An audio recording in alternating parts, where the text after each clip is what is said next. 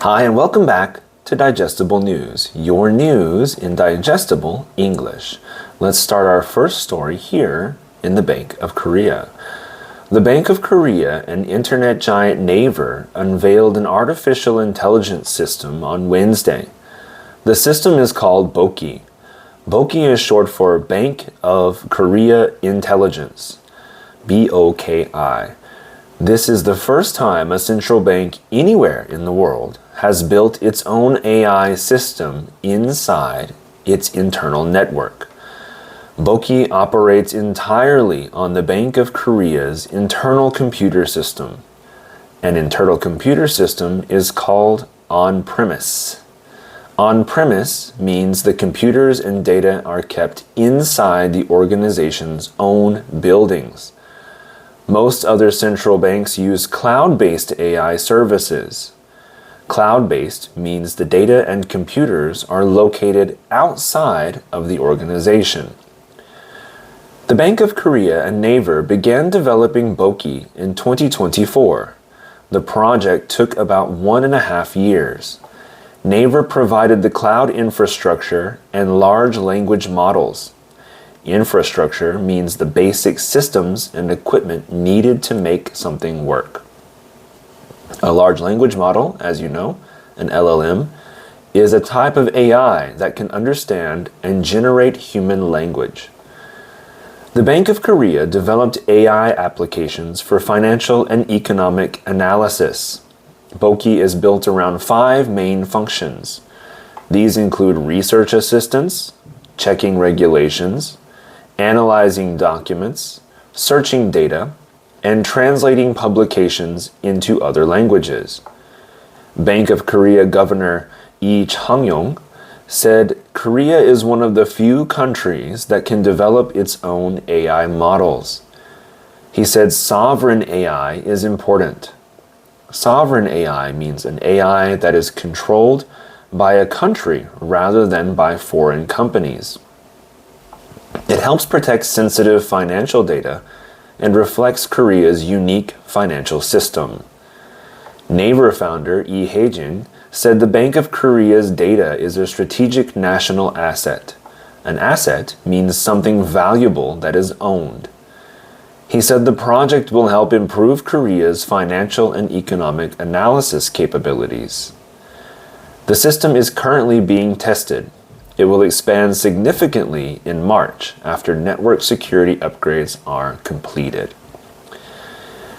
Now, into chips.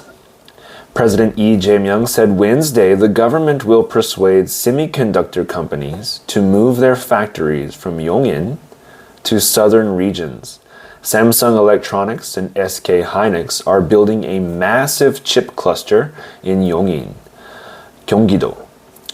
A cluster means a group of related businesses located in the same area.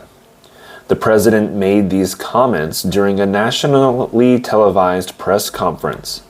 He said the government will encourage companies to build facilities in southern regions where electricity supply is better.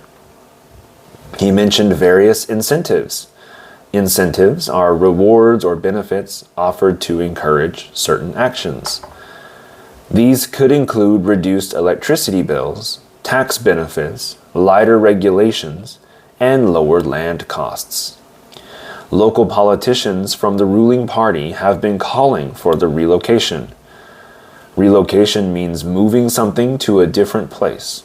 Local elections are scheduled for June. Politicians want to bring semiconductor jobs to their regions. However, Samsung and SK Hynix have already started work in Yongin. SK Hynix began construction of its first factory in February last year. Samsung signed land purchase contracts in December. The total project is worth about 1,000 trillion won, which equals 680 billion US dollars. A little fun fact, 1,000 trillion is a quadrillion. Quad meaning 4. Industry officials are worried that political pressure could damage the project. The companies chose Yongin for specific reasons. The area is near existing semiconductor facilities in Gihung. and Hwasong and Pyeongtaek. This means it's easier to find skilled workers and suppliers. The president said the Yongin cluster will need 13 gigawatts of electricity annually. This would require power from 10 nuclear reactors. He asked if people in southern regions would accept transmission towers to send that electricity north. Yongin's mayor Lee Sang-il strongly opposes moving the project. He said Samsung and SK Hynix are committed to Yongin and the project should continue as planned. All right, now an unexpected one for me. Korean customs authorities announced Wednesday they seized a record amount of illegal drugs in 2025. The Korea Customs Service confiscated 3,318 kilograms of narcotics. Narcotics are illegal drugs. This is more than triple the amount seized in 2024. Cocaine seizures drove the increase. Cocaine is a powerful illegal stimulant drug. Methamphetamine seizures actually declined, and methamphetamine is a highly addictive illegal drug. The decline happened because shipments from Thailand dropped sharply. By region, most drugs come from Latin America, Asia, and North America. Despite fewer shipments from Thailand, Asia remained the leading source of illegal drugs entering Korea. The Customs Service said it will expand international cooperation this year. Korea already works with Thailand, Vietnam, Malaysia, the United States, and the Netherlands. The new partnerships will include Cambodia, Laos, Canada, Germany, and France.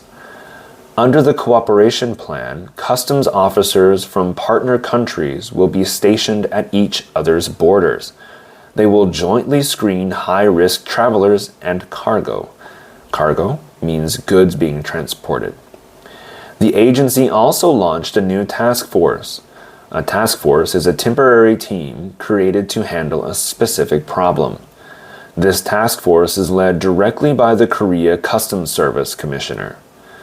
It will oversee operations and maintain tight border control throughout 2026. The increase in drug seizures that international drug trafficking networks are targeting Korea more aggressively. Trafficking means illegally transporting and selling something, whether it is a product or people. Korean authorities are working to stop drugs from entering the country and protect public health. Our final story is one from the Middle East. Iran's supreme leader, Ayatollah Ali Khamenei, admitted on Saturday that thousands of people were killed during protests. The protests started in late December over economic problems. They quickly grew into demands for the end of Iran's government. Khamenei said several thousand people had died. He blamed the United States and Israel for the deaths. He called U.S. President Donald Trump a criminal. He said Trump encouraged protesters by promising military support. Human rights groups say the death toll is much higher. The U.S.-based human rights activist news agency says at least 3,600 protesters were killed. Some estimates go as high as 16,000 deaths. We cannot independently verify these numbers because Iran shut down the internet on January 8th. This is according to CNN. Eyewitnesses told international media that security forces fired directly at protesters. Security forces are police and/or military personnel who protect the government. The Islamic Revolutionary Guard Corps and police use rifles and tear gas against demonstrators. More than 24,000 protesters have been arrested, according to human rights groups. Iran's prosecutor said some protesters could face the death penalty. The death penalty means being executed as punishment for a crime.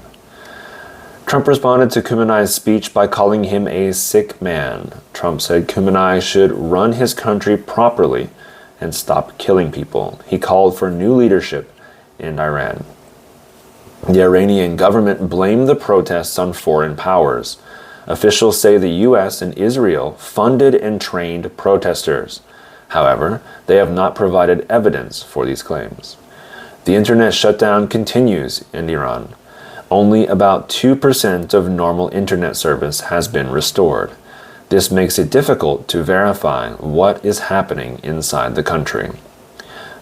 Iranian President Masoud Pezeshkian defended Khamenei on Sunday. He said any aggression against the supreme leader would mean all-out war against Iran. All right, that'll be all of our news for today. I have heard your comments, and next week we're going to change something a little bit. But if you like this kind of content, please stay around. Subscribe down below, like if you like this specific kind, and tell me what you think. What would you change? What news stories stuck out to you? And how can I help you in the future? Please let me know. Stay curious, stay informed, and I'll see you next time. Bye-bye.